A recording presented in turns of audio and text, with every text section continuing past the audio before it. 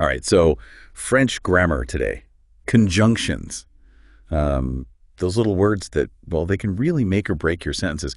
I know you're working on that certificate, the conjunctions one, in the Pronunciator Library, so we're going to unpack some key concepts, get you really comfortable with coordinating and subordinating conjunctions. You know what's fascinating about those, about French conjunctions? It's how they reflect a certain elegance and precision in the language, you know?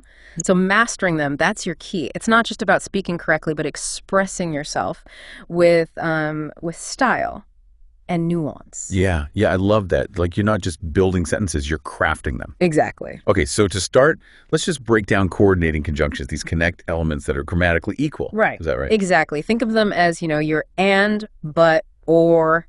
The French equivalents, they kind of create a balance between phrases and clauses. Okay, so the source material gives us like mais, ou, et donc, or ni, and car. That's kind of the usual suspects. Yes. That's a lot. It might seem like a lot at first, but the key is, to understand the specific relationship that each conjunction highlights.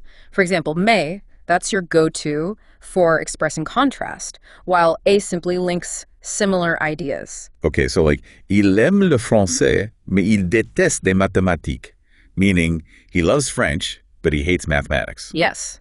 That really sets up that opposition. Precisely. And you notice how even though the sentence is, it's expressing kind of contrasting ideas, that conjunction maintains a sense of flow and elegance. It's not just a blunt, no, this is the opposite. It's a nuanced observation. Right. Yeah. That's like what I was saying about crafting the sentences, not just building them. So if you wanted to say, I enjoy reading and listening to music, how would you, use a to connect those activities? You could say, j'aime lire et écouter de la musique. Okay. Which, beautifully illustrates the simple yet effective way that a links those two enjoyable activities. Okay. I think I've got coordinating conjunctions down. But now, things are about to get a little more intricate. A little bit. As we move on to subordinating conjunctions. Indeed.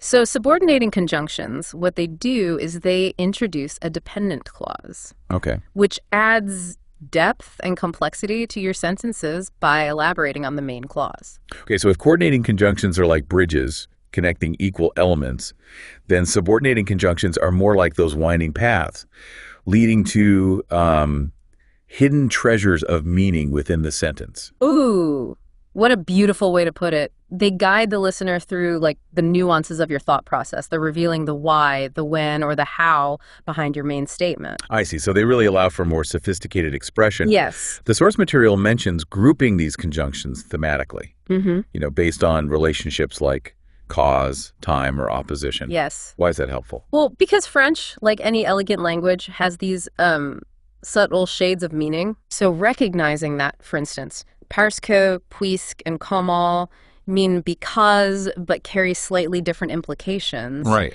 That can really elevate your French beyond the textbook level. Ah, I see. So it's not just about knowing the definition, but about choosing the right conjunction to create the precise effect you want. Exactly. Yeah. Let's take, for example, the commonly used quand and lorsque, both meaning when, right? Okay. So the text points out that quand is more general, while lorsque often pinpoints a more specific moment in time.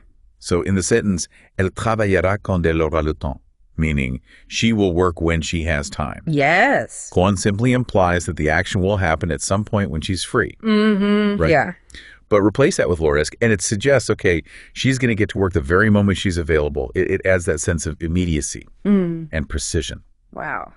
Those subtle differences, they really pack a punch. Yes. And the same goes for alors que and tandis que, right? They both translate to while or whereas, but there's a nuance there too. Absolutely. Alors que often emphasizes a contrast, right? Okay. While tandis que simply indicates simultaneous actions. Think of it this way. Alors que is setting up kind of a this versus that scenario. Okay. Whereas tandis que is just saying this is happening and so is that. Okay. Now I'm starting to see how much depth these seemingly simple words add to the language. Yeah. It's like a whole new level of expressiveness opens up. But with so many subtle differences, how do you keep it all straight? Well, like any skill, it takes practice. Right. And don't worry, we'll be dissecting some more examples from the text to help you, grasp these nuances. Great. Now, before we jump into those examples, Yeah. I'm curious, have you ever had any like funny mix-ups with conjunctions in your, French learning journey? Maybe a moment where the wrong conjunction like completely changed the meaning Yeah. of what you were trying to say? Oh, absolutely. Early on, I once tried to say, I like cats, but I'm allergic. And I accidentally used S instead of may. Oh. And let's just say it caused a little bit of confusion. Oh, It definitely highlighted the importance of choosing the right conjunction to avoid any unintentional comedic effect. that's hilarious. I can only imagine. All right, well let's dive into some more examples and make sure our listener avoids any similar faux pas, on their way to that certificate. But before we do, Yeah, before we get lost in those examples, I think it would be beneficial to address a common concern among, French learners. It's the fear of making mistakes. yeah, Especially with these nuanced conjunctions. you're right that fear can be like paralyzing. Yeah. But I think your anecdote about the cat allergy actually illustrates the best way to. Exactly. Mistakes, they're inevitable, and they can be fantastic learning opportunities. Don't be afraid to experiment with these conjunctions, in your own speaking and writing. The more you use them, the more intuitive they become. And remember, even native French speakers, they trip up on conjunctions from time to time. Yeah. It's all part of the learning process, right? So let's just embrace those mistakes. Yeah. And use them as stepping stones, to fluency. I couldn't agree more. Now let's delve into those examples. See these conjunctions in action. One that caught my eye is il joue du piano tandis que sa sœur chante, meaning he plays the piano while his sister sings. Okay. Yeah. That seems straightforward enough. Tandis que just shows those actions are happening at the same time. Precisely, but consider this sentence. Il est timide alors que sa sœur est extravertie. So that's he is shy, whereas his sister is outgoing. Here, alors que, it goes beyond like that simple simultaneity. It emphasizes the contrast between their personalities. That makes sense. It's like alors que as a little but in there. Yes. Even though it's not explicitly stated. Exactly. It's those implied meanings that give French, its elegance and depth. Now, how about we turn the tables a bit and see if you can apply these conjunctions? I have a few challenges for you, inspired by the source material. Bring it on. I'm ready to put my conjunction knowledge to the test. All right, first up, I want tea, not coffee. How would you express that in French using a coordinating conjunction? Let's see. To emphasize the exclusion of coffee, I'd say je veux du thé et non pas du café. I remember et non pas being used that way in the text. Excellent. You nailed it. Now for a slightly trickier one. She loves cats, but she is allergic. Oh, the irony. Okay, focusing on the contrast, I think it would be elle adore les chats, mais elle y est allergique. Spot on. You've clearly grasped the essence of may. Ready for a challenge involving subordinating conjunctions? Absolutely. Hit me with it. Okay, how about, although it was cold, we decided to go for a walk. Let me think. To convey that sense of concession, I would use bien que. So the sentence would be bien qu'il fasse froid, nous avons décidé d'aller nous promener. Perfect. You used bien que effectively to, highlight that despite the cold, they went for a walk. Now, could you have used quoique in this sentence? That's a good question. I think so, right? Both bien que and quoique express, although. You're absolutely right. It's fascinating how French offers, multiple ways to express similar ideas. While bien que and quoique are often interchangeable, some argue that quoique carries a slightly more, a literary or formal tone.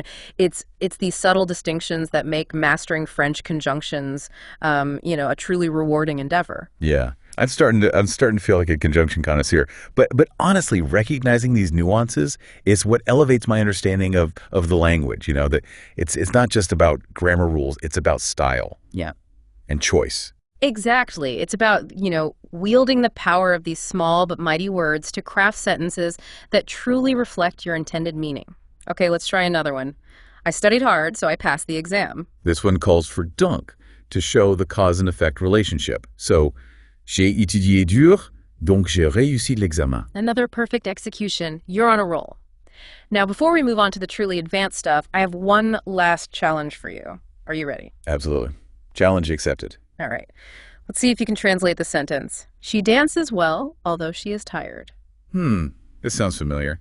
Didn't we already cover this one earlier? We used bien qu'elle soit fatiguée to express the concession. You're right. My apologies. I seem to have gotten caught up in the excitement of these challenges. Your memory is sharp, but that just proves you're absorbing these concepts effectively. Well, I have to give credit where credit's due. The way you've been explaining everything is making it all click for me. And honestly, the examples from the source material are really helpful. They show how these conjunctions like work in real sentences, not just, textbook definitions. I'm glad to hear that. Now, are you ready to, push the boundaries a little bit, explore some more advanced subordinating conjunctions? Let's do it. I'm feeling adventurous. Excellent. One fascinating conjunction from the source material is au lieu de, meaning instead of.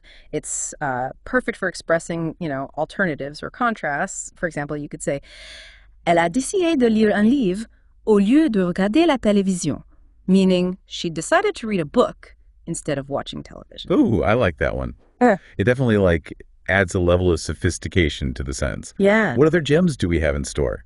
Another interesting one is tellement que, meaning so much that or such that. It's used to express a consequence that results from a high degree of something. For example, you could say il a tellement plu que la rivière a débordé, meaning it rained so much that the river overflowed. Wow, those are great examples. I can already see how these more advanced conjunctions can add even more depth and nuance to French expression. Exactly. And this is just the tip of the iceberg. There are so many more French conjunctions out there waiting to be discovered. Well, for those eager learners out there, I highly recommend checking out the Pronunciator Library module on conjunctions. They have a treasure trove of information and exercises to help you, master these tricky but essential words. Absolutely. And don't be afraid to go beyond the module as well, right? Explore French literature, listen to podcasts, watch movies. The more you immerse yourself in the language, the more naturally these conjunctions will become part of your vocabulary. Couldn't agree more. So as we wrap up our deep dive into the world of French conjunctions, I have to say I'm feeling a lot more confident about using them. Good. It's amazing how much, depth and nuance these tiny words add to the language. I'm delighted to hear that. And remember, this is just the beginning of your conjunction journey. There's a whole world of expression, waiting for you to explore. At the start of this deep dive, I was a bit overwhelmed by all the different conjunctions and their subtle shades of meaning. But now I kind of see it as a challenge, an opportunity to really fine-tune my French. That's the spirit. And as you continue your studies in the Pronunciator Library, remember that mastering conjunctions, it's about more than just, passing a test. It's about unlocking the true beauty and expressiveness of the French language. It's like you said earlier, crafting sentences, not just building them. Yeah. So for our listener who is working towards that conjunction certificate, what's the key takeaway you want to leave them with? I'd say embrace the challenge. Don't be afraid to experiment, to make mistakes, and to really delve into the nuances of each conjunction. The more you practice, the more intuitive it will become. And remember, the Pronunciator Library is your ally in this journey. The module on conjunctions provides all the tools you need to succeed, from detailed explanations to interactive exercises. So don't be shy about, revisiting those resources as you progress. Absolutely. And don't forget to have fun with it. Play around with different conjunctions. Try writing your own sentences and see how you can use them to express your unique voice in French. I think that's the best advice of all. Learning a language should be an enjoyable experience. So to our listener out there, keep exploring, keep practicing, and keep pushing yourself to master those conjunctions. We have no doubt you'll ace that certificate. And who knows, maybe one day you'll be crafting sentences with the elegance and finesse of a true French poet. That's a goal worth striving for. Until next time, language enthusiasts. Au revoir.